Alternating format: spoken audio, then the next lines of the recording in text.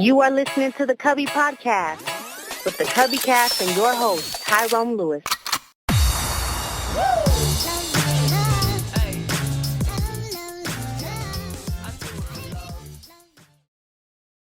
Right. Yeah. Let's see how I'm gonna treat you today. Can you be nice? Can you be nice? Nah, you know I ain't nice. I don't know why you even said that. You know what? That's why I got my red cup, because I knew you was gonna try some craziness. All right, fine. Let's go. We here now. I don't know why you're so aggressive. You are listening to the Cubby I Podcast don't know why you're so with the aggressive. Cubby Cast and your host, Tyrone Lewis. This is in New York. It's New York. Nicki Minaj came out with the album. You Did know? she today?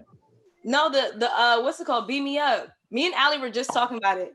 Is that an album? I thought that was. Well, just it's a mixtape, but that mixtape came out when I was like in high school.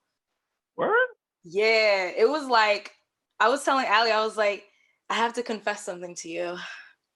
I wanted a Barbie chain. You wanted a Barbie? You were one of Big those? old Barbie chain. Yeah, I did. And I was about to go to Fordham to go get it too. I was like, I know they got it on Fordham. I could just have somebody make it real quick. It's not gonna cost more than $50. That's that pretty girl shit. The second thing y'all always say is have somebody make it. Look, That's some real pretty girl shit. No, I was sitting there like, okay, well, I want a Barbie chain. Like that whole, it's very nostalgic for me. So her coming back out with that, I'm like, wow. I haven't even gotten a chance to listen to it. Yeah, but she's been out. I didn't even know it was a mix. I just heard the first track. Well, Beam Me Up Scotty was her first like intro for everybody to know like this is Nicki Minaj. Nicki Minaj, Nicki Lewinsky, Nicki the Boss, Nicki the Harajuku Barbie. Like I don't even. Sorry, see, here we go. I don't care what you say and what you do. It ain't none of my business.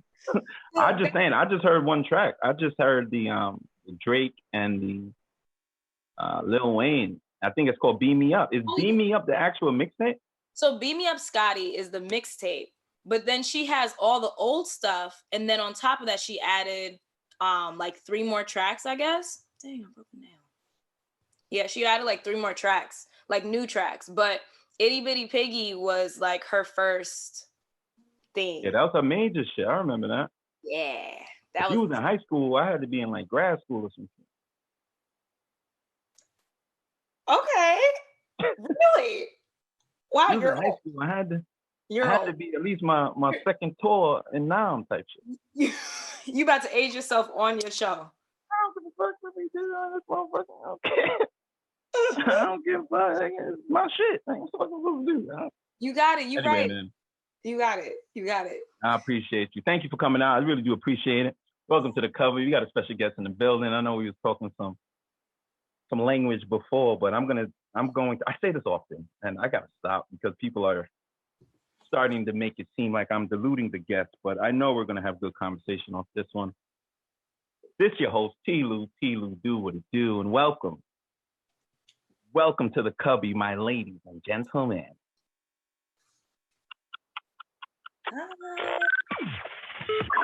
You are listening to the Cubby Podcast with the Cubby Cast and your host, Tyrone Lewis.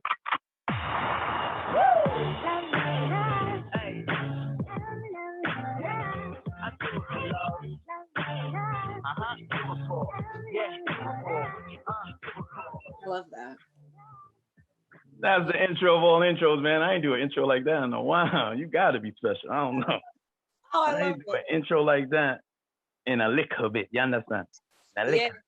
Yes, sir. So this is your host, TLouDoWhatitDo, and we have our special guest here. I'm going to try to see if I can get an introduction out of her. But before we start with that, there's something imperative that we always start with, and that is undoubtedly the Cubby rule. First rule of the Cubby is that there are no rules to the Cubby. Second rule of the Cubby is whatever you bring, you got to finish. Third rule of the Cubby is to be yourself. Ain't nobody worried about you in the Cubby. Fourth rule of the Cubby is stay on your P's and Q's because you never know what happens in the Cubby. Fifth rule and most important rule. This is the creme de la creme rule. This is the rule that pops. Well, I'm gonna stop lying. First rule. The first rule is the creme de la creme rule. There are no rules to the Cubby. But anyway, the fifth rule, the most important rule, you only get 3 times in the Cubby. And once those 3 times are those 3 times motherfucking up. We got a special guest.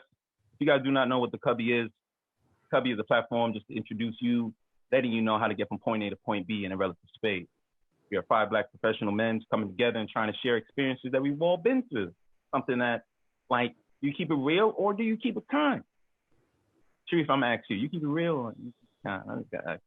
I would like to say that I keep it real. Almost that's a whole bunch of bullshit. Wow, that's crazy. You gonna play me already? I ain't even get to what I gotta talk to. So you keep it real or you keep it kind, but just trying to allow people a comfortable, a safe place for them to have conversation and discuss certain things. We play Uno, we drink, we get our little recreational activities in, and then we're all professionals, no matter what space we're in, trying to understand how to get from point A to point B. So I know you guys are tired of me, because you guys hear me every episode. This is our 51st episode. Our 51st episode.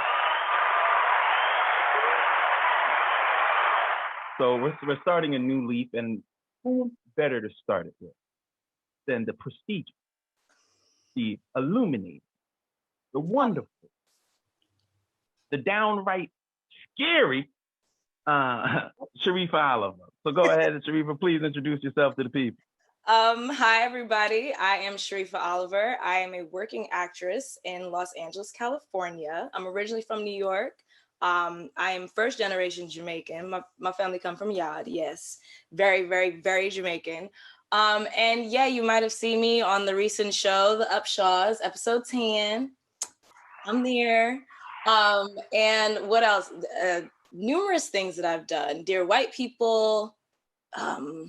Let's see, what else? Grownish, that was fun. And I did the Rel show too. So you've seen me here and there, popping out even more.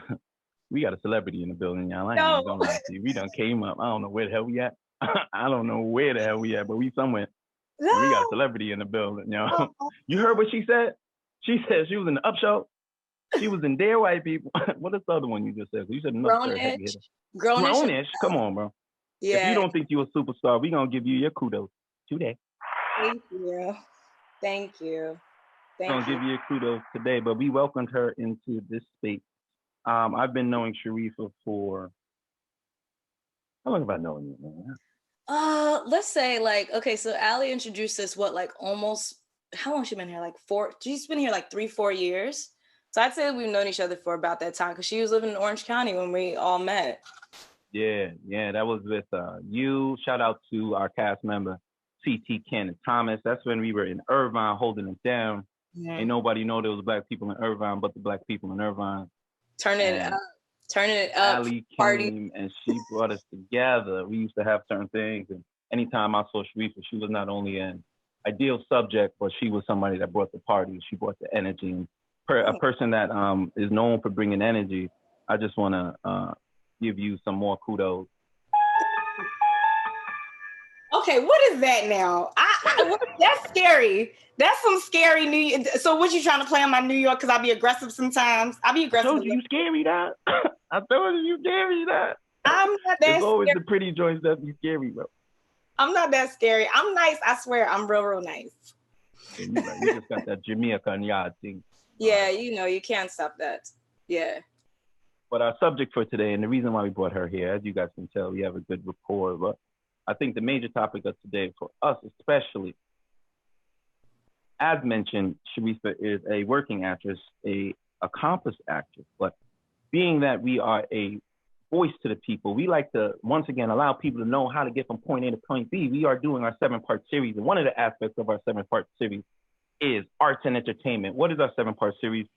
We allow, or we encourage those that we deem appropriate, that we see is out there doing a lot of good, productive work into the community, come on the stage, have us bring a platform, or provide a platform rather, for them to just speak their piece and come to the Cubby and bullshit and have fun. Now, we always have a topic at hand. Now, the 7-part series, we had one on spirituality. If you guys have not checked that out, go ahead and check that out. We had one on financial literacy. We had something on that. We had another one on just professional and personal growth. Now, this one right here, something near and dear to me. I'm the one that actually picked this one, Sharifa. Okay. I picked this one because arts and entertainment to me is, I think, the foundation and the basis of all human interaction. Mm-hmm. Artists, entertainers, we have to have an outlet, and you guys are the voice and the accomplishments for that outlet. So once again, Very true. I know it's hard. I know it's hard, but arts and entertainment is one of them. So the topic of today, just so that we can jump right into it, it's called Shakespeare is Juliet. Oh boy. Okay. Okay. The actors. I love it. Insight. I got a lot of insight. A lot of insight. Yeah, bro. Especially about the industry, where we're at, but not only the industry, but how are people behaving in this certain time and space. So the question at hand is, without any more scary music. You know what? Yeah, you don't like me. In 2021, is it taboo or a little off-putting to be subjugated to being normal? Or is it now considered necessary to project true authenticity? How has your profession, Sharifa the Great, influenced you to ironically be yourself? Is that even possible in your industry? Real question. Okay. Are all people designed to be themselves? Or is acting just an element to social interaction? So what do you say to that, Sharifa? Ooh, okay. That was a lot. That was jam-packed. We got started, baby.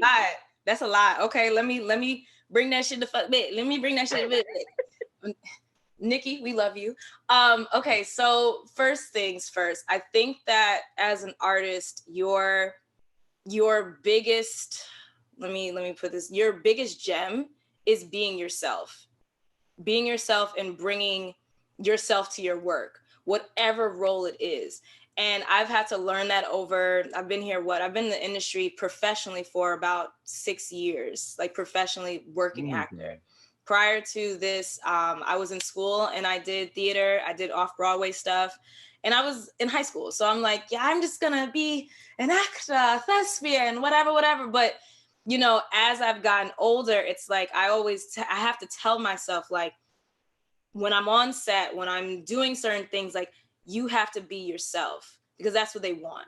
They don't want you to pretend to be somebody, because that's not a mirror to society. And I think entertainment is the perfect vehicle to be the mirror to society. This is what I have a problem with, not to cut you off, because if anybody knows me, I like actors to portray somebody I ain't never seen before.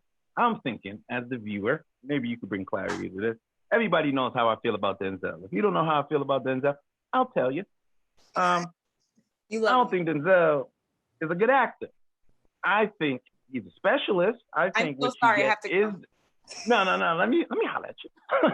I just don't, he plays the same role, bro. He does the same thing in every single movie. He's either Training Day or he's John Q. Let's go ahead and put facts on that. Okay.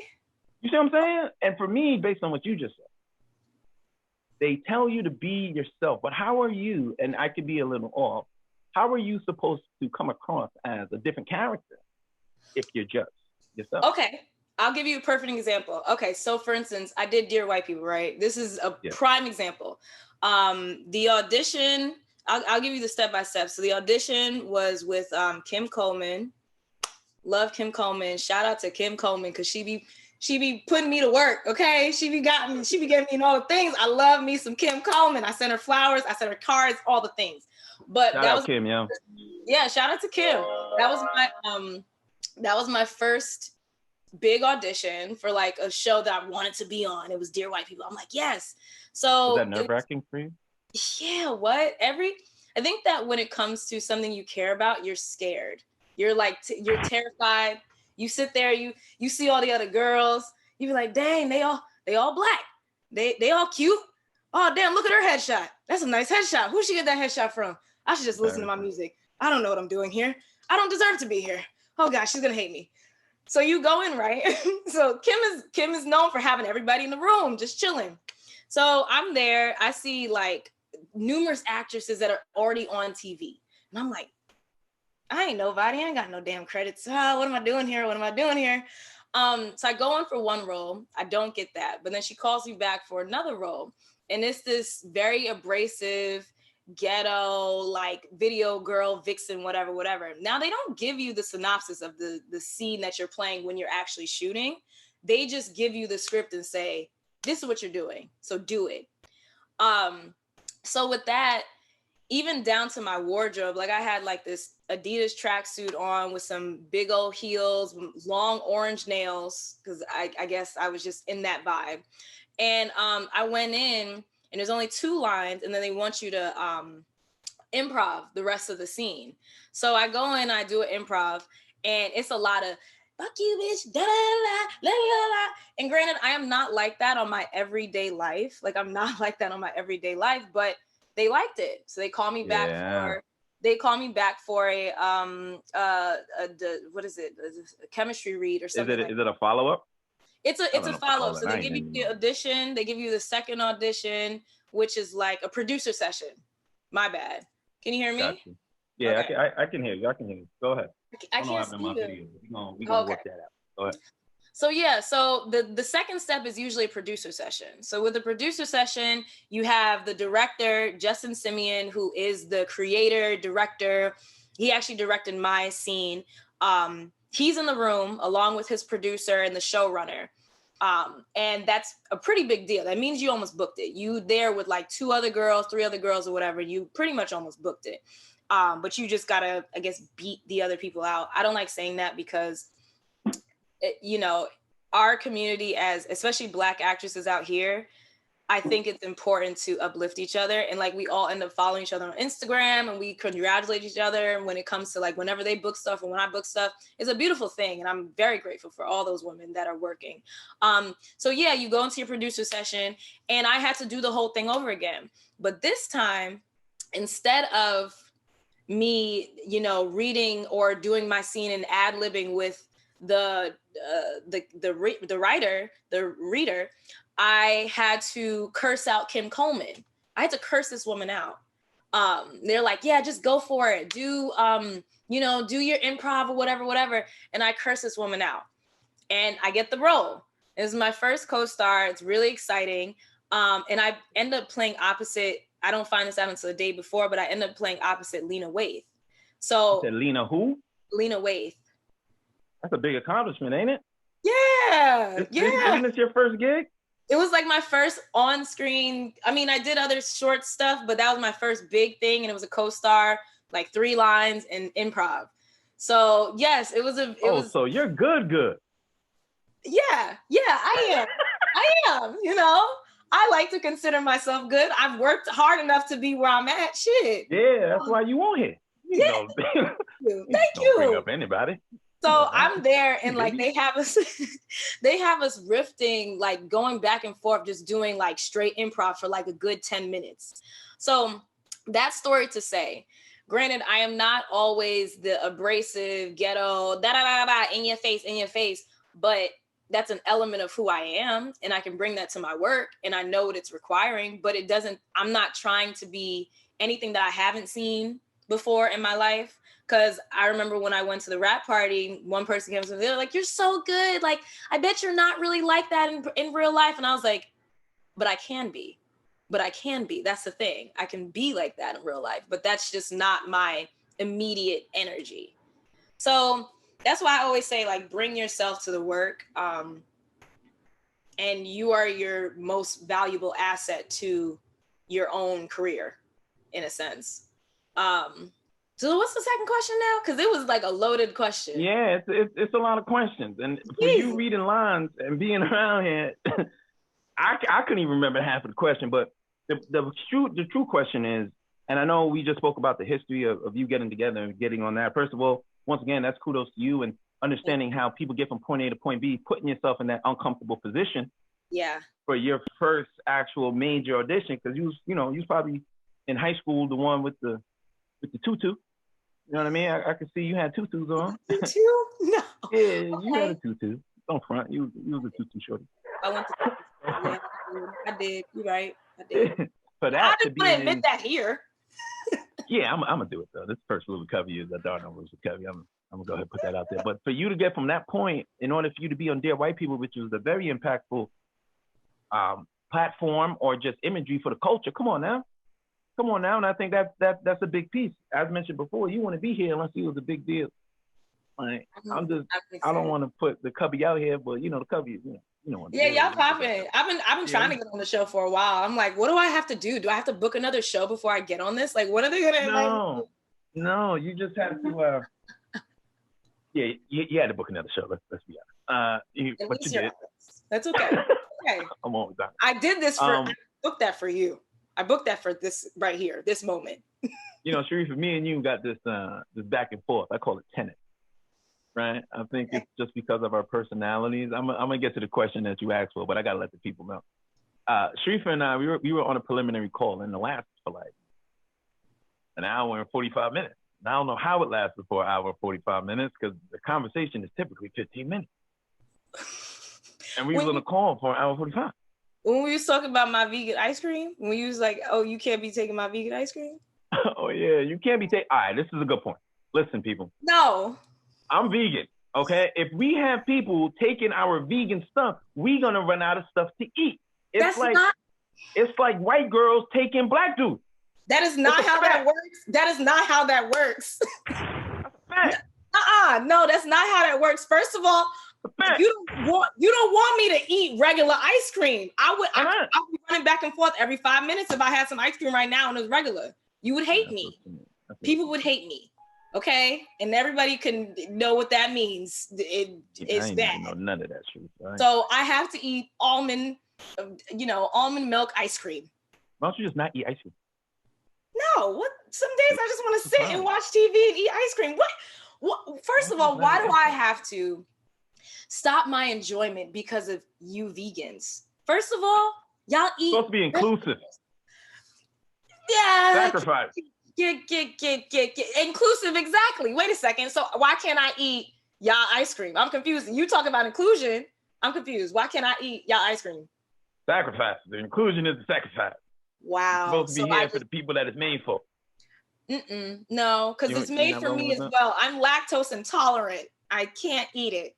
Anyway, cheese. How has your profession influenced you to be yourself? And I think that's where we really left off on wrong or right. Like you get in the setting, you got these things here, but now you're continuing in your profession, right? It's not just one thing, it's the next thing. And I told you my difference is, please break it down to me, especially because I don't see how you're yourself in all elements when you're requesting to play a different role. I think that may come down to training. Now that I'm thinking about it, it comes down to training. It's like I said before, your superpower is you being yourself. So for instance, the Upshaws, like I have that show and I'm playing a cop. Now look at me. Look at my face. Do I look like a cop? But at the same time, excuse me, what did you say? Okay. I've been getting a lot of roles of cops. I've been getting a lot of roles recently, auditions of like me playing cops. And I'm like, I look like I'm 12. Why do you guys keep calling me in for this cop role? I'm confused. But when you get the script there, that's where your training comes in, where you're able to connect your own life experiences to what the script is saying. Now, if it's a good script, now if it's a bad script, it's like, oh God, what am I supposed to do with this? But when you have such a beautiful body of work and beautiful writing, it's so easy to relate yourself to the circumstance of what this human that's written on paper, but it's still a human, is going through.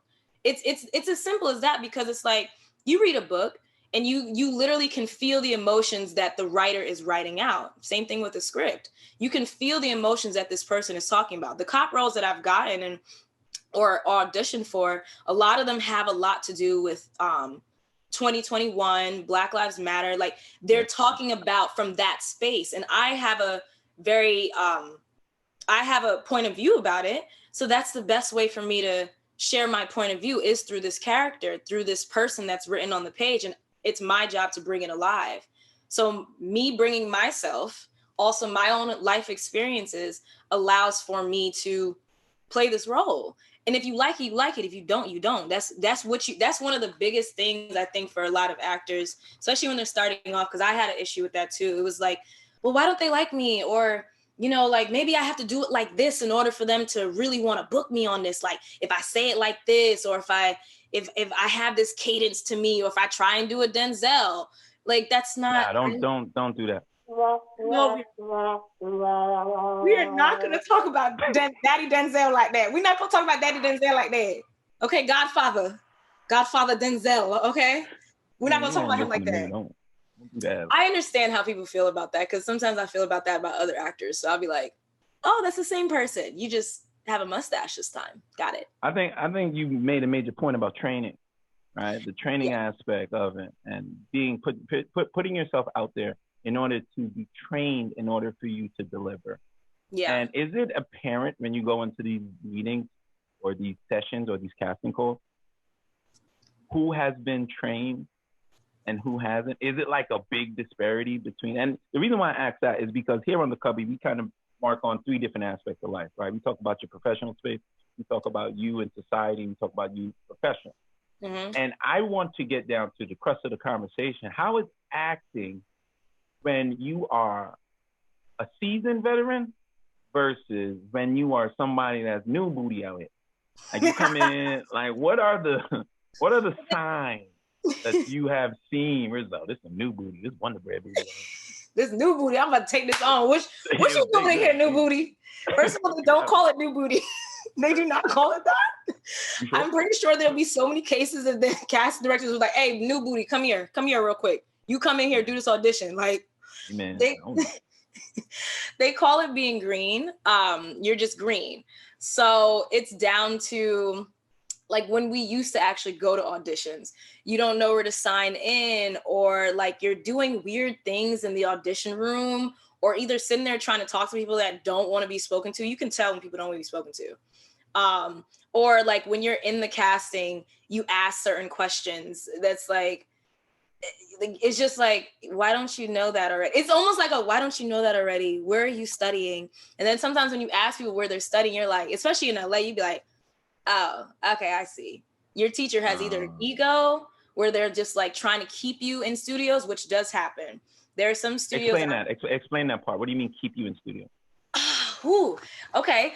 It kind of. I told you we gonna get to it. You feel like you got comfortable. I've been here 6 years now, 6 years, and I've done a few classes, and I'm just like, oh, this is a cult. This is not it's like it's a community, especially in LA. I'm assuming, right? It's a community, and like the community can be good, but these are the signs that I see whenever I'm in these types of classes.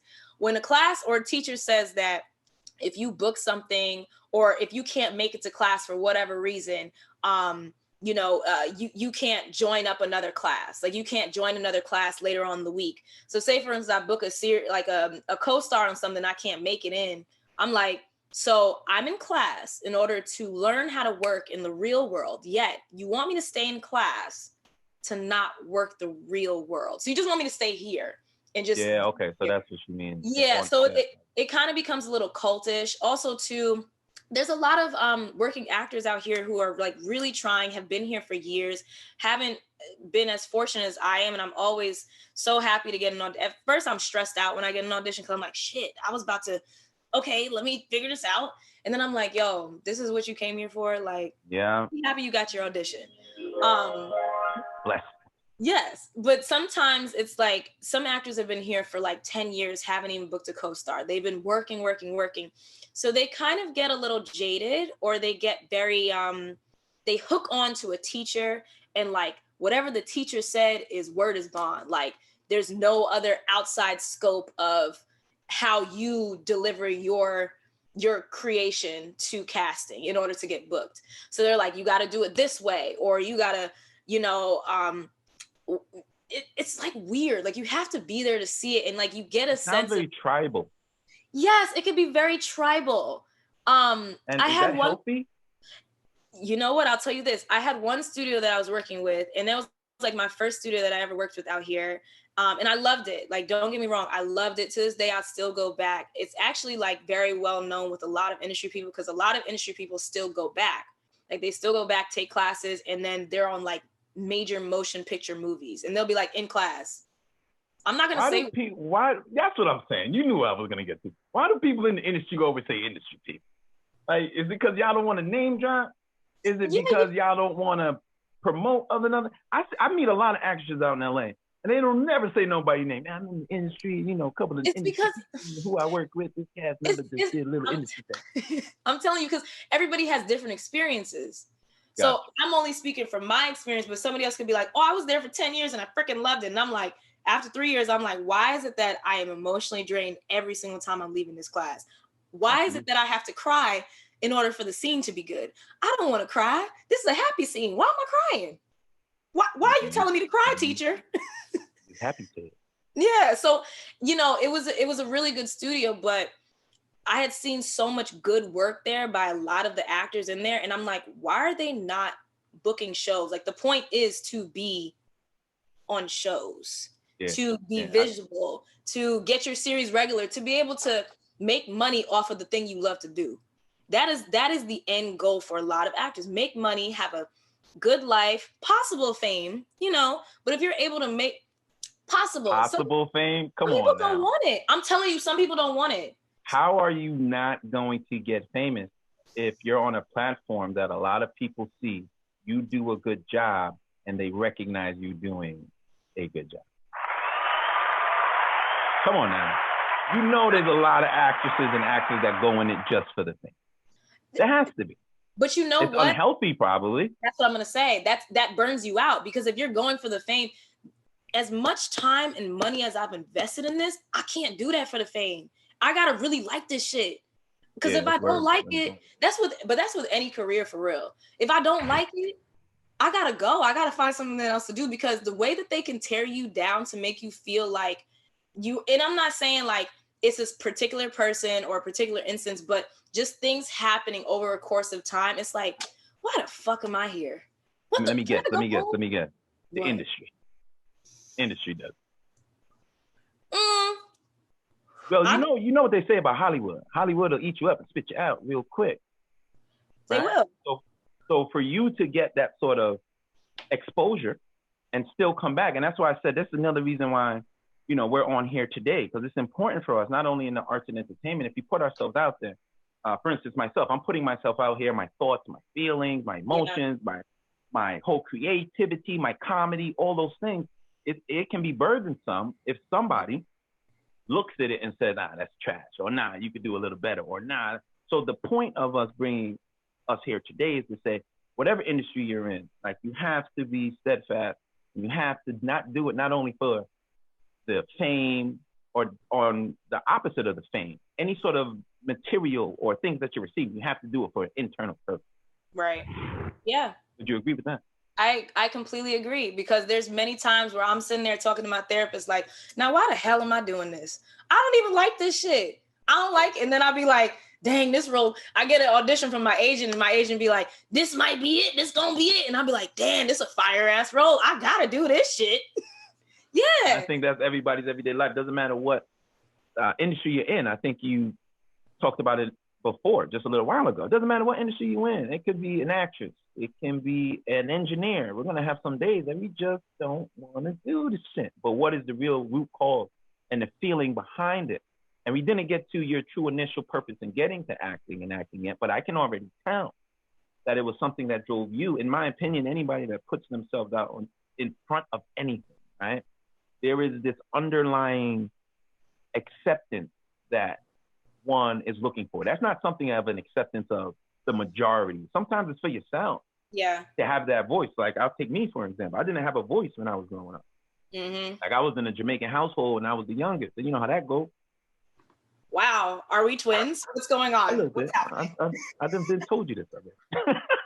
I've been told you this. So I didn't have a voice. Like, I couldn't, I used to be in a room and they used to speak about me and what I should do. And I'm sitting there like, I just want the chia pet that I watered.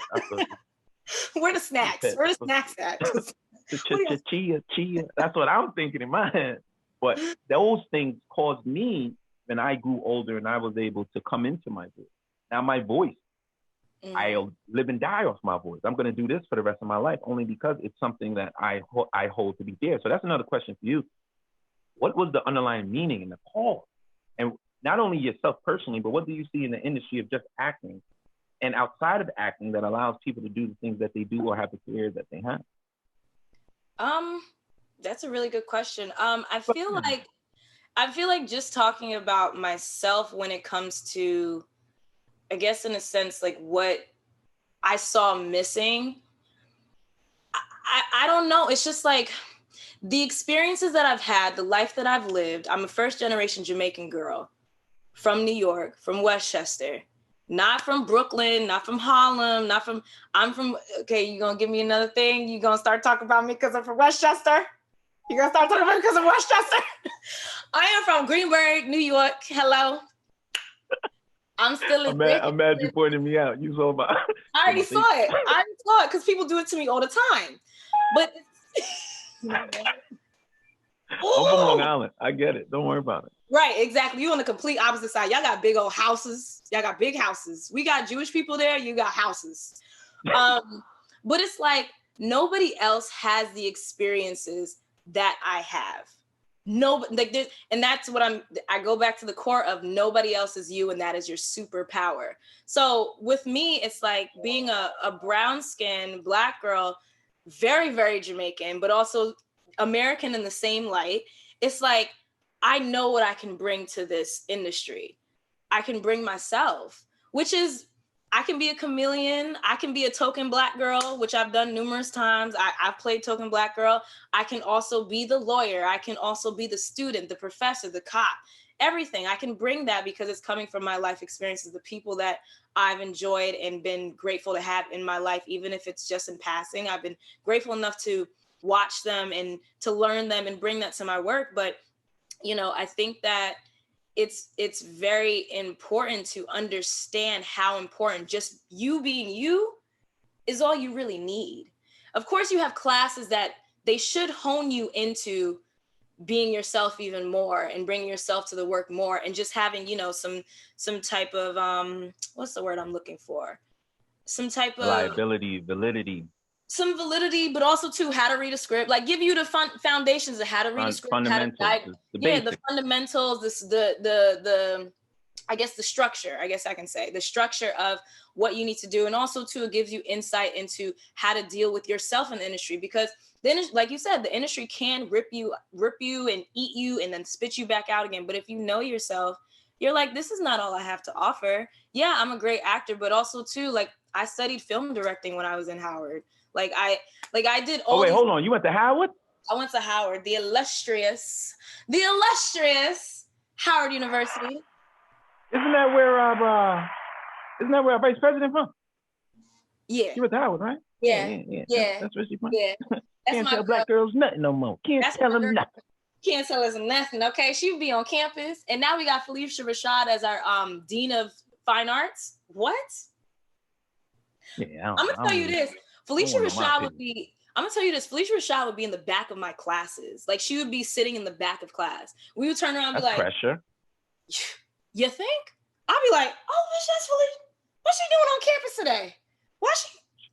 She watching us? What's she doing today? I'll take over. That's what she's doing. It was beautiful and monumental. We would always see her though, so eventually it would be like, okay, hi. Oh, she's there all the time. Yeah. You gotta show up on special occasions. You can't be the janitor. But everybody see the janitor every day. Howard is home, so everybody knows to come back home. Okay. Howard. You know, I almost went to Howard, don't you? You know that? I never tell you that. But you didn't. See, that's the thing. A lot of people say they almost went, but did they go? Did you stay? Did you finish? Shit. You ain't shit. I want to tell you a life experience of mine, but did you go though? But did you go? No, I ain't go. You know damn well I ain't go. We very arrogant and we be real ignorant about our school. We be like, but we love all the HBCUs. So we're all family at the end of the day. And I think this is the perfect segue, man. Once you gonna cut my whole Howard dreams off, just get to some advertisement. We need to pay some bills in here. And based on Howard, we're gonna talk about, as mentioned, how to get from point A to point B. I think it's important for us all to understand that we have Sharifa Oliver in the building, a very accomplished, seasoned actress. But in order to pay some bills, we have the Alki Consulting Group. The Alki Consulting Group is a management consulting agency. Our consultants advise startups and adolescent stage organizations, business strategy, innovation, business development, risk management, and more. By defining the present and securing the future, the Alki Consulting Group represents a clear mission to revolutionize and personalize the management consulting business for the digital age, ensuring consistency, accountability, and strategic alignment are attainable and affordable. From the seed idea of the final product, ACG uniquely focuses on operational advancement through process design and procedure documentation. Contact one of our professionals today for a free consultation.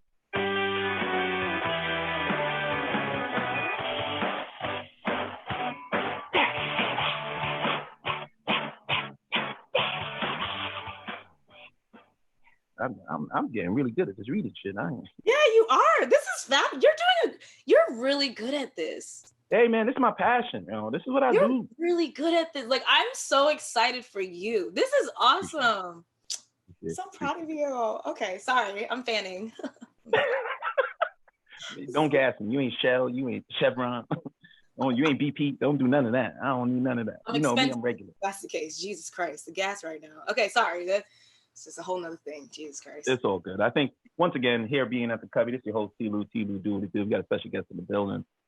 We've been close for quite some time now. We've been ups and downs. I done got into some fights because of Sharifa on some joint, but we don't got to talk about that. We can just talk about how we're here together, trying to understand how in our 7-part series, getting from point A to point B. And one of the elements, as described before, is just arts and entertainment. Who can we get that embodies our viewpoint on the arts and entertainment, and what can they give you to get from point A to point B? Today we discuss a few elements, man. And correct me if I'm wrong, Sharifa, because you the champ here. You're the highlight. We highlighting you. We giving this all to you. You were recently in a show called The Upshot, if I'm not mistaken. And I watched the whole thing. You did? Until I got to your scene. Wait a second. What? Why? I felt like I needed backstory because the father is played by a good comedian, one of the best comedians, Mike Epps. And then he has 3 or 4 children. He has 4 children. And not to give too much of the story, but he has this older son that he fucks with, but he don't really fuck with. He really do fuck with. He really don't fuck with. So the older son walks into a scene, and I'm thinking you gonna be, at this point, I ain't thinking you in the show now. I'm like, damn, son, this is like it's a lot of episodes. Huh? I'm waiting for her. But when you came on the screen, you should have saw how my face, like, snap. But not even that, because that's just the initial, right? And we all get kind of captured by the initial onset of some things that happen. We're all good with the honeymoon stage. We're all good with getting married until you 6 months in and you can't go out. So I wanted to know how you would perform in your role. And I can tell you right now, the stuff that you did, and you could tell that you've been trained. Because I was just like, yo, how is she bringing across this emotion but still seeming cool, sexy, and calm? Like, I don't get that out of her. She don't talk to me like this at all. Like, I don't know. I don't know what the problem is. It's acting. The acting. So that's why when it came, I was just like, yo, we got to get her on because I want to understand what it is to be genuine. Is she being herself or is she acting? But from what you were telling me, and you can reiterate to the people, being yourself allows you to take components of a character and make it come to life. Your versatility, in a sense. You get to take different aspects of yourself and highlight those aspects. Yes. To make something better. And I think a lot of people can walk away with that, and not necessarily saying that you have to give all of yourself into a particular role or situation. Highlight a few elements. Maybe that's best for the situation. Do you agree, or would you disagree? I completely agree. You took the words right out of my mouth. You have to be yourself, and you have to know that is enough. Not trying to be anything. And it's crazy because when I booked the Upshores, it's crazy because it was a self-tape. I made my best friend read the lines with me, and she's not an actor at all. She is not an actor. I had to train her to read the lines with me so I could do the tape. You had to train her to train you? Well, she didn't train me. I knew what I was doing for the most part. Training day to me. It felt like it. Because she's not an actor. So like when you're doing self-tapes and you have somebody on the other end that's not in the camera reading with you, you got to have a good reader to read off of, because the self-tape, in my opinion, and this is for anybody that's trying to get into the industry, especially now with COVID and self-tapes are a big thing, The self-tapes need to look like or feel like you are already on set and you booked the role. Like you already there. Explain that one more time. What do you mean on set, feel like you already booked the role? And this is through Zoom or some shit, right? Well, no, you record it like on your iPhone, or you do it on a camera. If you have a DSLR camera, that's even better. You record it. You have the person on the opposite side of the camera, like over here, and you're looking at them, talking to them, communicating with them. The casting cannot see that. They can only see your reactions to things. So it has to be very natural. It has to be very you. It can't be, oh my God, what? Because I don't do that in real life, unless I'm high. But even then, I don't do that. But it's like you don't do those. You don't act a certain way. You're just like, what? Like, what are you talking about? That's how I would ask somebody, what are you talking about? When I'm irritated or annoyed with somebody. So when you have a self-tape like that, like most of the time with self-tapes that we're doing now, you have to be real. You have to be grounded in yourself, grounded in the character. You have to know your lines. That I tell people all the time, just know your lines. It makes it easier to just do whatever.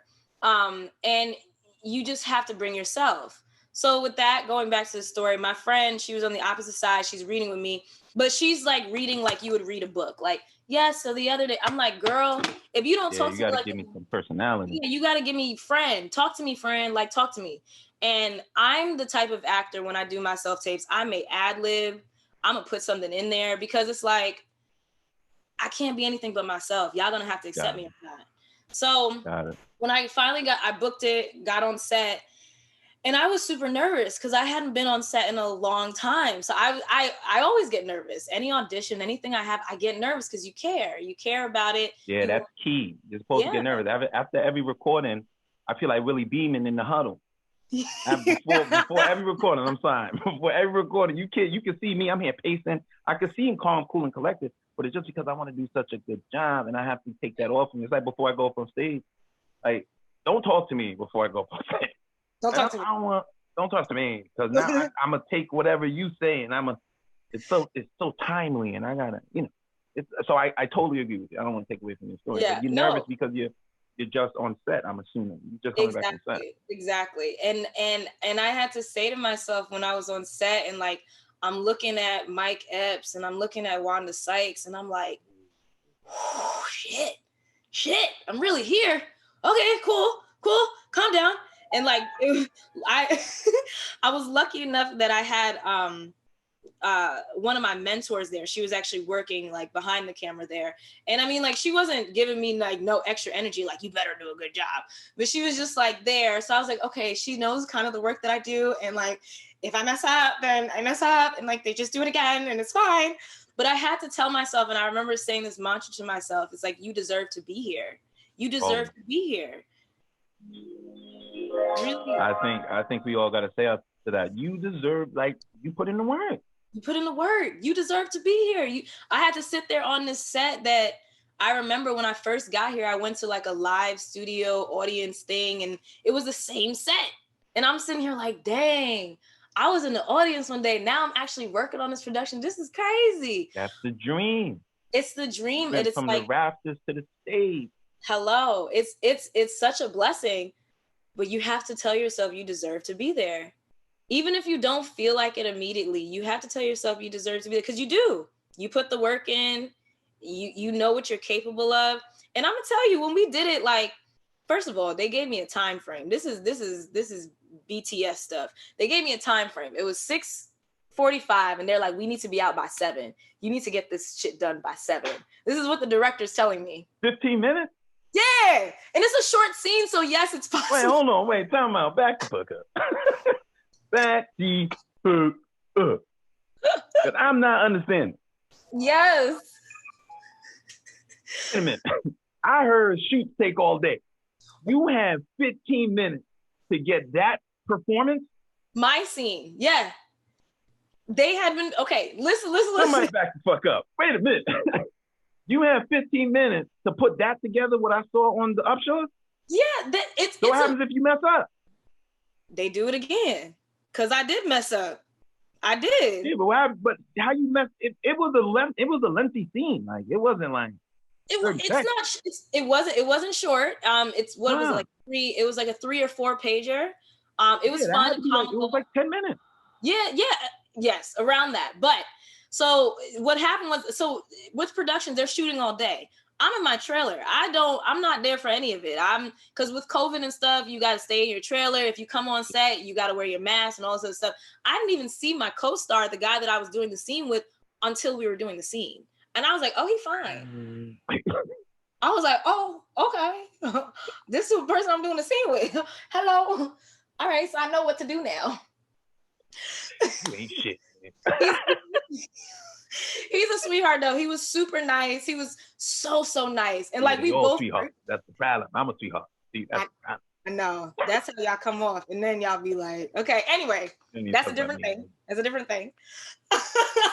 But no, they literally said like, we have until 7 o'clock to get this done. Granted, it probably was a joke or whatever, but I'm like, I bet I'm trained. I deserve to be here.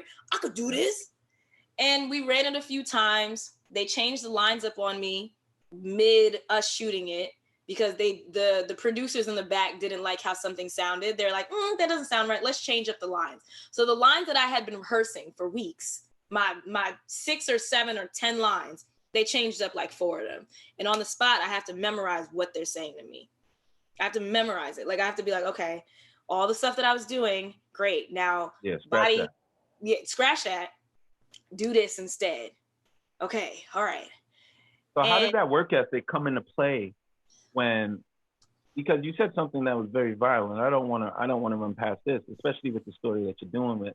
But when the nerves come into play and the new cast members come into play and you've hit that mark, because I think we've all been here before where you hit another level and that level promotes some sort of pressure on you to do better, right? Like for me, in instance, I've gone up within my career, and there's been certain moments in my career where I'm looking back like, yo, bro, like, I'm a kid from Long Island that didn't have any heat on in his house, so I just had to put on more blankets. But the blankets is in the barrel, and we shipping off the barrel to Jamaica in the next 2 days. Right. So how am I supposed to get blankets? I'm coming from that. Yeah. To possibly on another level that I don't even know nobody's on. How do you cope with stuff like that when you do such a good job and people are sending you praise? Because I'm sending you praise all day. But how do you stay humble and grounded when you're meeting this co-star that you say, oh, he's fine? And you meet in Wanda Sykes, and she Wanda Sykes, that's one of the greats. And you meet in Mike Epps, and how do you stay grounded in order for you to get that next role? Great question. I mean, I had that was my mantra for the day. I deserve to be here.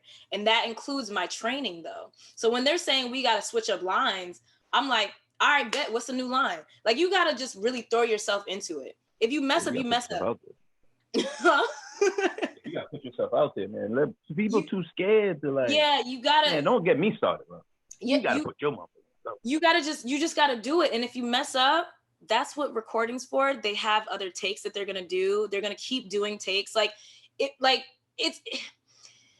think when it comes to set and when you're on set for certain things, there's nothing really that you could mess up on in terms of lines and stuff, because I've watched other actors that are like Emmy nominated, did all this, just doing background and stuff, and they will flub the entire line. They'll make up the entire line. That's not on the script. The script reader will come back and be like, actually, this is what it says. Can you say this? Because we're network and we're on time schedule, so you have to say these exact words.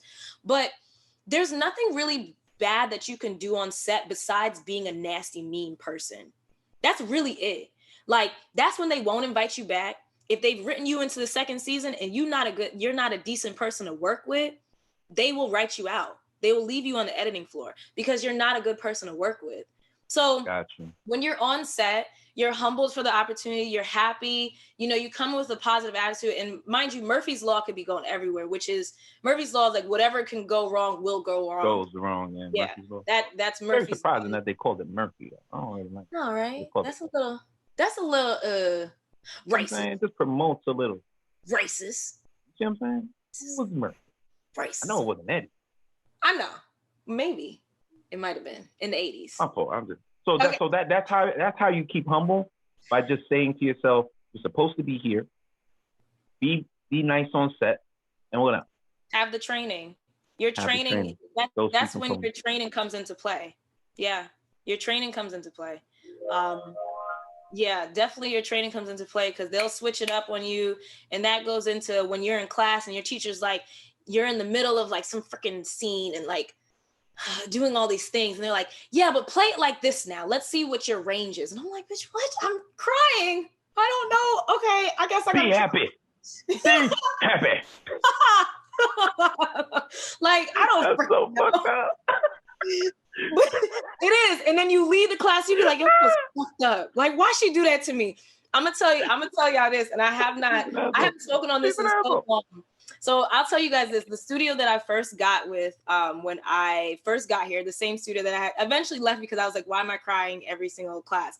I had told my teacher, this is a female teacher, she is so phenomenal, and I'm like, why is she not on TV yet? It makes no sense. She's so good, but I told her, I'm like, I get kind of weird about sexual situations.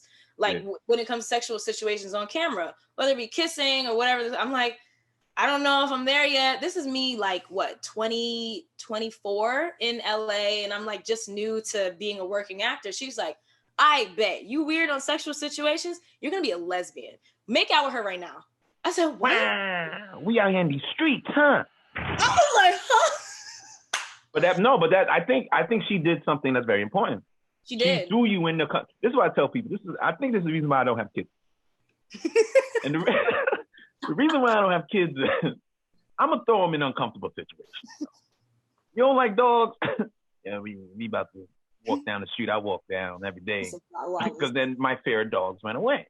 If you don't like swimming, listen, I got thrown into a lake and almost drowned. You got thrown into the gully. You're like, you scared of swimming? Go into the gully. Yeah. Go on there. You see what I'm saying? And I think that's why. I think God knows.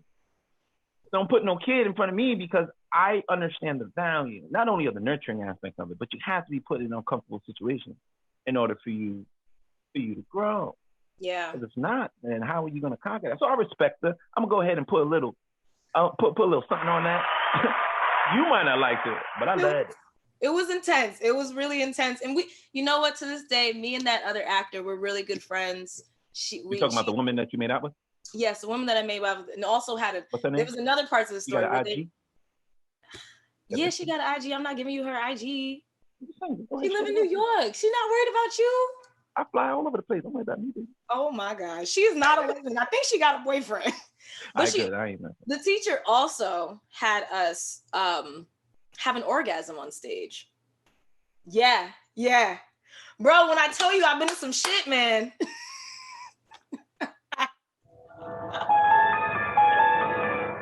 Well, let's talk about it. If you want to, I got time. You got time. What you mean? But once again, not to get too graphic, she put you in an uncomfortable situation for you to handle the pressures of oneself. Oh my God. So are you good with sexual scenes now, or are you still up and down? First of all, you got to pay me some real money, like some real money. But it's also too, it's like now with how 2020 and, the recent Me Too movement and everything like that, they have certain people that are on set.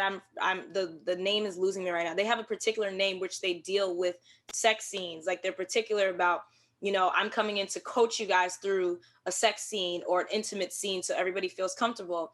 And Is it a fluffer? No, it's not a fluffer. I don't remember I think it's an intimacy coach. I think that's what it's called. Gotcha. I think it's called an intimacy coach. Where they come in and they talk to both actors, let them know what they're comfortable with. And, even before you get to set, your representation should know what you're comfortable with. Gotcha. Your team. What you're willing to do, what you're not willing to do. My reps know what I will be willing to do. Sharifa's different, but actor, in terms of how I want my career to pan out, I have to be very particular about the roles that I take, period. Even if it's not sexual. A good message. Good message is anybody's professional career. Know your boundaries. Yeah. Know where you at, because people will undoubtedly try to test those boundaries. Yeah. Yep. They will. And that's what my teacher did. That's what my teacher did to me. Fact. That's what my teacher did. Careful out here in the streets. She really was like, she sat there, she was like, okay, great. So you guys sit on two different chairs and like be I don't even remember what she said. She was like, talk You about remember. each other's bodies. Mind you, what's happening in the acting world? Some classes, yes. Some I classes. ain't gonna lie, man. I've been in certain situations where people are doing controlled substances. And I've been in the area where I'm just like, yo, I gotta stick to my principles. But if I don't stick to my principles, I'm not willing to do that. But people look at you differently if you say no, but they respect you if you say no. So there's a huge balance of it. It's true. It's true because, you know, the one role that, you know, I've gotten different calls to do like nudity or topless things. And I'm just like, first of all, how much are you paying? You're not paying me enough. Secondly, it's like, that's not even like a real role. Like I don't see that turning into like a recurring or a series reg on the show. It's just, you want some girl to show titties. Somebody's out there that will do it. There's no problem. She has no problem with that. And I mean, also too, besides acting stuff, I've done a lot of music videos. So I've seen that too, where it's like, is that a pressure of what you won't do, somebody else will do? Is that like a constant pressure, or have you matured past that? Like as a younger actress in the game, was that a pressure for you? Or was it something that you came into the game knowing? I think when it comes to specifically sexual situations, I've always known where I wanted my career to go. So I've because I knew myself to a certain extent, and I'm still every day learning about myself, which is amazing and I love it. But I already knew the types of things that I just wouldn't do. I know the things that I want to do, but I'm not going to do these no matter what. So there was never any pressure for me to be like, yeah, nah, I'm good. I'm straight. Like, I don't want to do that. And I think that's important. Yeah, it would just be that. Important. But some people do feel pressured. Some people do feel pressured because, you know, roles and jobs come once in a blue moon. Essentially, actors, a lot of us are contract workers. So once you're done with a series regular where you're on every single episode for 3 years and then they cancel the show, imagine what it feels like. Bread coming in, yeah. And then you got to go back to auditions unless you're getting straight calls where they're like, we want you for this. That's kind of the goal when you've gotten to that series reg point. But there are some series regulars that have to go back into class or have to go back into auditioning, and you don't see them for another 10 years because they've been straight auditioning, or they've been, figuring out their lives or where they want to go next because it's such a high and a low, and you're a contract worker. So once the contract up, you're done. Once the contract is up, you're done. You're an independent contractor now at this point. Right. You know what I mean? And I don't know how that pressure, just not knowing where the stability of that next check is coming from, that's a whole other different game. And I think to all our listeners, if you're in that game, whether you're an actor, you're an actress, you're in the filmmaking, you're probably a model, anything like that, in order for you to continuously keep booking work, and I want a lot of salary people to understand that, because they don't understand the grit and the grind that goes in to sustaining yourself or something that you don't know is going to work out. Right. You know what I mean? Like, that sort of behavior and that sort of thing, you got to have that extra dog in you. You got to have it. This is all it takes. And I think, once again, to piggyback off of what I said before about having you on, that's the sort of attitude that we all need to have in the professional spin.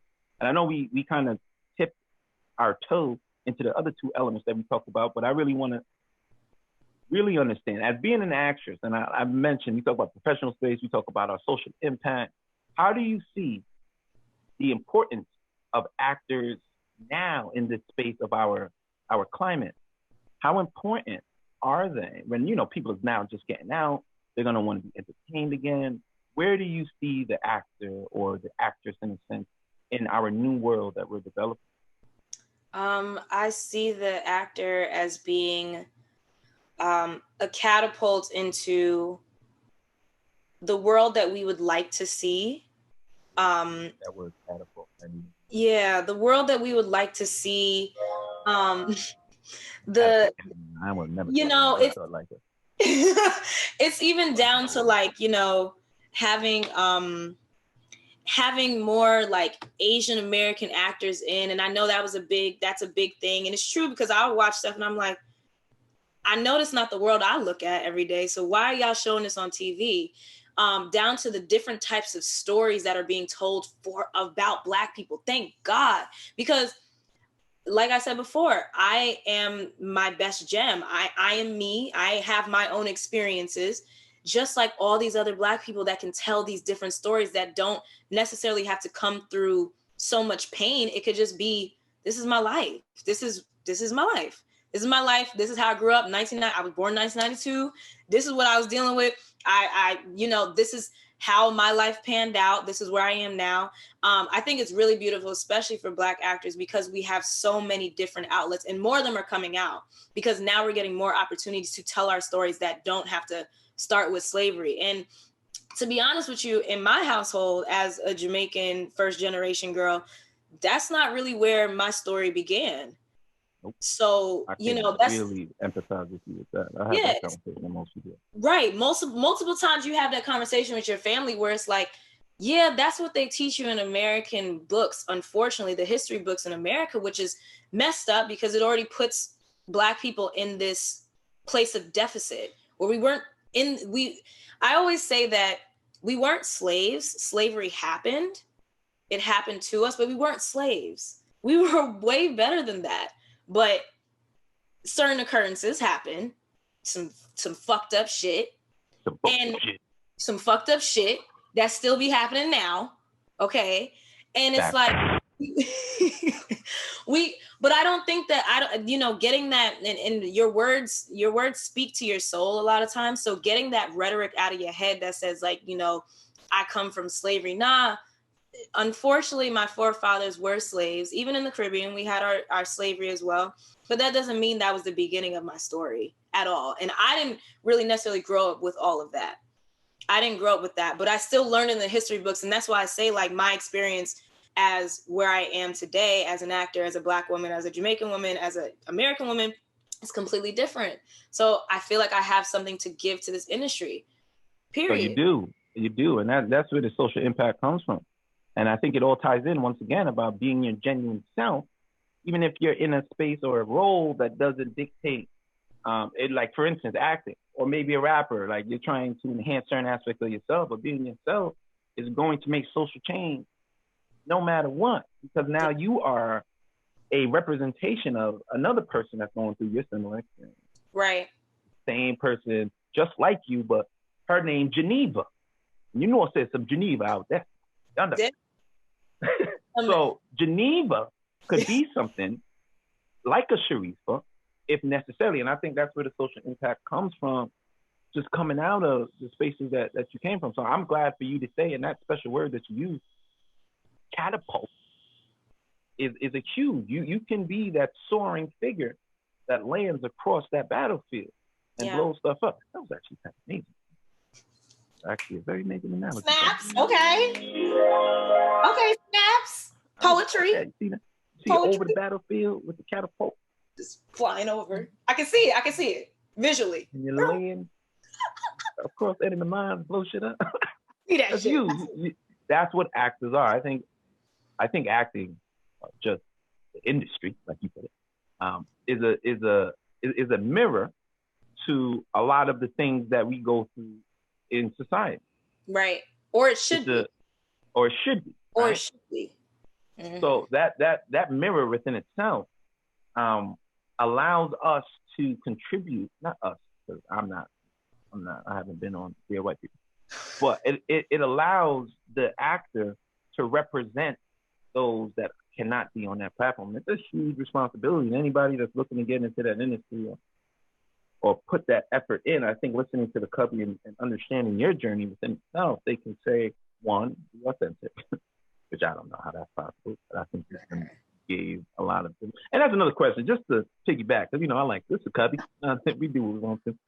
How does that play into your personal relationships? Because I know me, if I'm with an actress, right, in my mind, have you been with her? I think I'm too much of a character to be with an actress. I'm gonna be honest. You might as well be on TV with us. Like, go ahead, come to the audition. Come on. Come with me. I got a radio face. I don't need that. I ain't that. I don't want to break nothing. And I'd make jokes all the time. So I wouldn't read the script. I'll just come in like this. Hey, look, you know how many actors do that and they book it? I'll be like, but I worked for 3 days on this. And they're like, I don't know. I just showed up. I'll be that motherfucker. I'll be the motherfucker that showed up with donuts. Like, I brought donuts. You got the roll. You got it. The donuts, you got the roll. I got donuts, bro. I got donuts.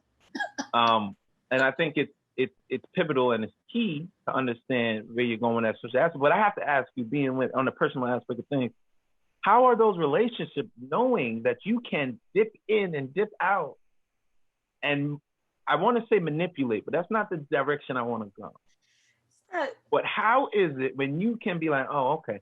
Because at the foundation of an actress or an actor, or whatever, the act of acting, or the art of acting, sorry, you got to be believable. So what happens if you come up with a story? Because I know me, I can come up with a story in my head and make me feel like I believe the shit. So how is that with your personal relationships? It could be with a significant other, it could be with somebody you're messing with, it could be with a friend. Do you have to gauge, or it's like a boxer, right? Like you got the deadly weapon.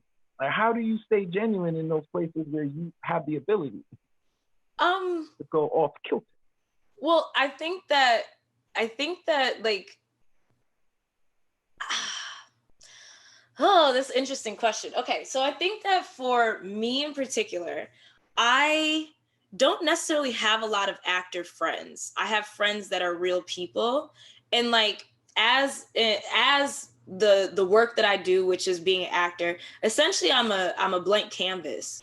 I'm a blank canvas that just intakes experiences. So that's another element that I take very near and dear to me, is my life experiences, bringing it to my work, because I'm a blank canvas. And then I plop on the fact that like, okay, like I travel here and I have these types of friends, like, you know, I'm experiencing different things. So I'm not an actor in an everyday life where it's like, I'm going to do a monologue right here at the bar while I'm drinking vodka. Like, what the fuck? I hate that.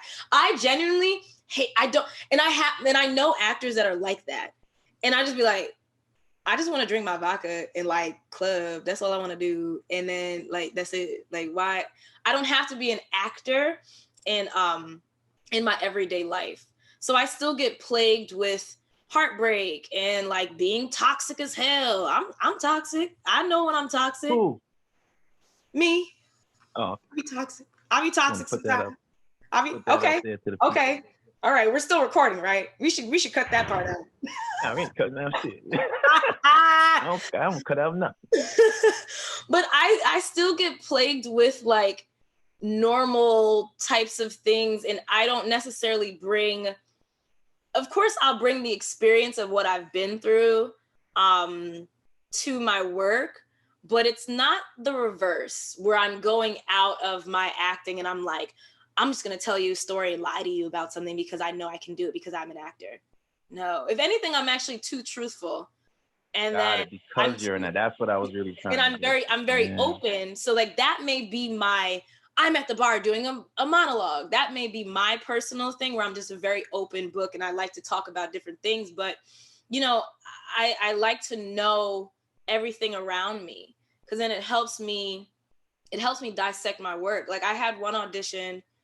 It was for, I think it was for Days of Our Lives when I was in New York. I had an audition for. You mean the number one longest standing soap opera known to humankind? You talking about that one? Yeah. Oh, so you a big deal out here in these streets. I just know you're a Sharifa. Damn it. It was just an audition. It was just an audition. But nah, don't do that. I don't want to hear that. I was excited about it. I'm not gonna hold you because my grandma be watching it. My grandma in Jamaica be watching it. So I was like, ooh. Everybody in grandma hood watch that. Right. But I had this script and like it was about these two girls that got into an argument, and as you're reading it, and they tell you when you're studying at your schools and stuff like that, like to reread your script numerous times because you find new clues in terms of the characters. Like they give you a breakdown of a character, but they don't tell you the whole episode or they don't tell you the whole movie. They give you the script, that they give you the sides that you have, the 2 or 3 pages or 5 or 8 pages. That was actually 8 pages. 8 pages of dialogue. And they say, create a world from this. Create a world from this. So I'm reading it, and I'm crying. And I'm like, why am I crying? I'm crying for my character and giving her the empathy that I would a friend. Because as I'm reading it, I'm finding out that she's in love with her best friend and her best friend doesn't realize it. That's heartbreaking. Yeah. And I was just like, I like the story of my life. Yeah. Right. I'll be struggling. I'll be like, what? Why me? But I was reading that and I was just like, wow, why am I sitting here crying about this? But I know what it's like to be heartbroken. I know what it's like to have unrequited love. I know what that feels like. Yes. I know what that feels like. So just from my experience of just life, I'm able to say, well, then how would I react in this situation with this script, with these words? How would I bring myself to that? And I think that like that's what I personally do for my acting. But yeah, I'm not one of those actors that brings like my thespianism and my theater arts to like a bar. Like I'm not going to do that. I may be loud, I may be dramatic, but that's about it. But I've always been dramatic. That's not going to change.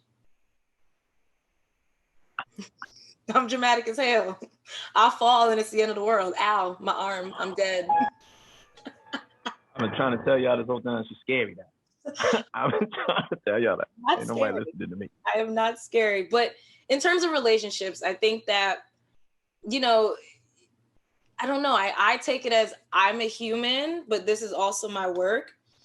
So this is work. This is me. That's lovely.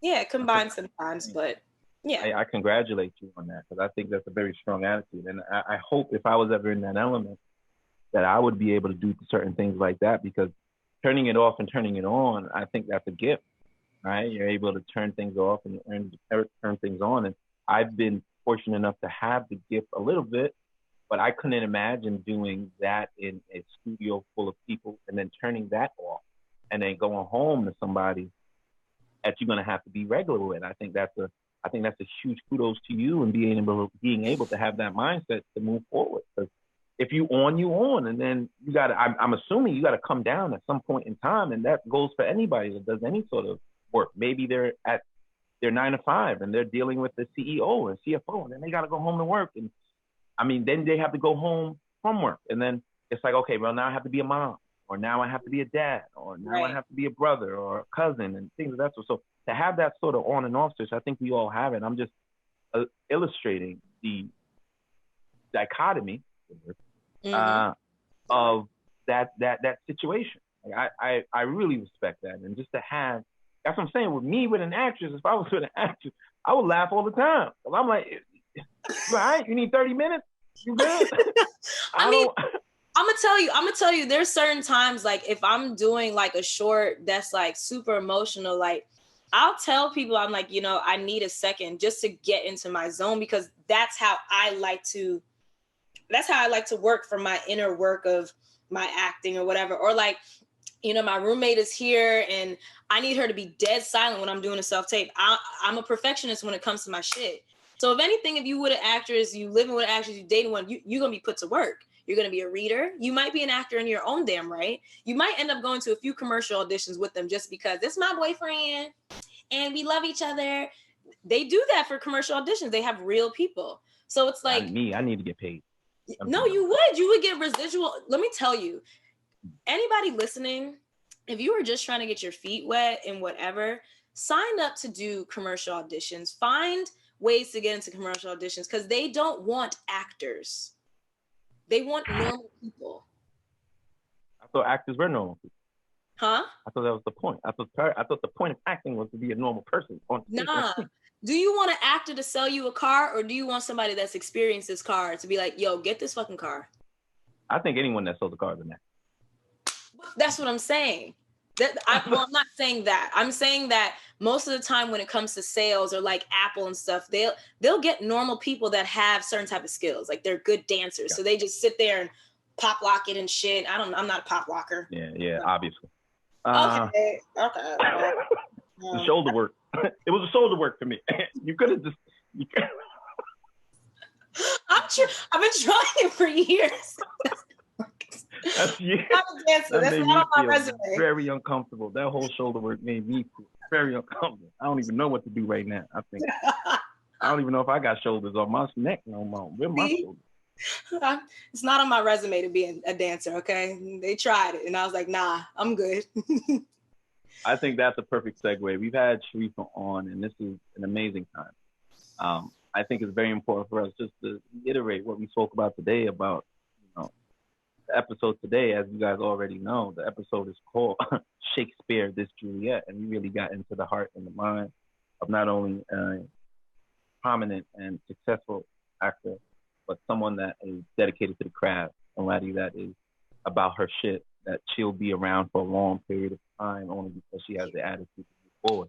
And being part of the Cubby, getting from point A to point B, it's about illustrating or making people aware of people like Sharifa today. Because if you do want to get to her level, you got to go through those awkward moments. You got to go through the spots where you're wearing a tutu and then you're on stage with Mike Epps and we're on the same. You got to go through those moments. It's that journey to lead. Yeah. So I think before we close off, I have to get something out of you. Our segment that we love to call, it's my favorite segment. Okay. It's called Love is Love. Okay. Fact.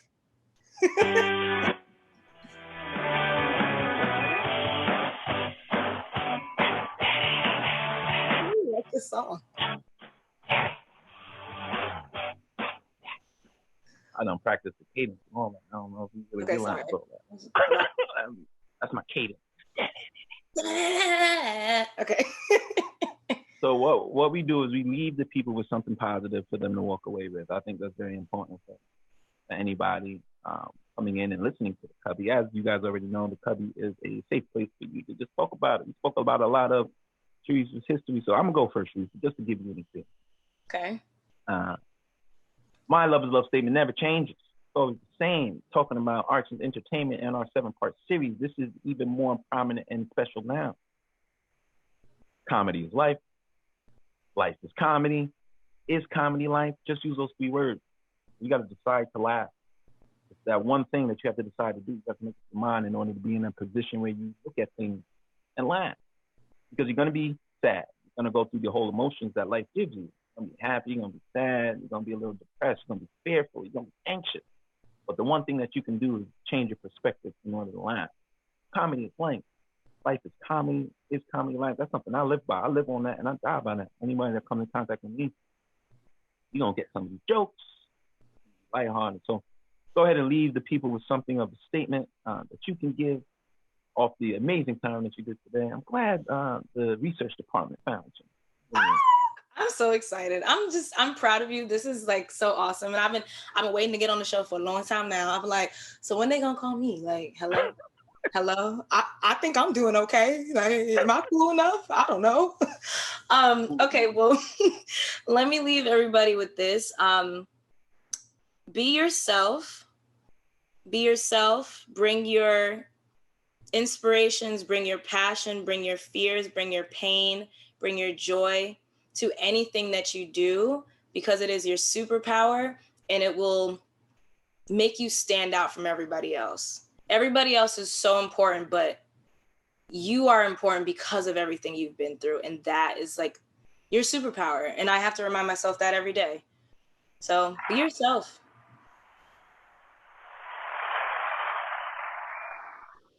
This is probably the top 3 episodes that we've Stop it! Yeah, man. I think it was just natural. We got a lot of your background. We got a lot of the things that made you who you are. And that was the purpose of this episode. You know, Shakespeare, this Juliet. You know what I mean? We're trying to shake you up. We're trying to get, this is the actor's insight. We're trying to get as much information out of you because this is a well sought out industry. And a lot of people don't make it. Yeah. They get chewed up and spit out. So for a successful actor to come on our platform and be aware of the brand and allow us to highlight you, man, like this is everything. This is why we started the Cubby, in order for us to get these sort of scary moments. Yeah, and I love it. It's still scary. I don't give a fuck what nobody says. I say that for you. Damn. So I'm gonna end it off with this, man. Love is love. Fact. Facts. Let's go ahead and talk about it. Okay.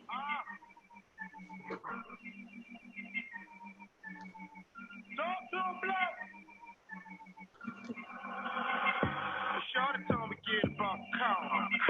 Mama told me get about the corner. Ooh. Put me standing on the corner. We swag a pack of smoke of marijuana. Cause all I know is young and go What are you doing? I appreciate you. Am I still recording? Okay, I'm about to say, what song was that? I like that song. Oh, wait, that's my little man. Oh, that's nice. That's nice. Yeah. Okay, was that okay? Are we done? Beautiful. Okay, great. Yeah, we done. Everything recorded, but we done. Okay. Okay, cool. I'm gonna put some spins on it. That was so fun. Thank you. Always, man. It's me, man. I know.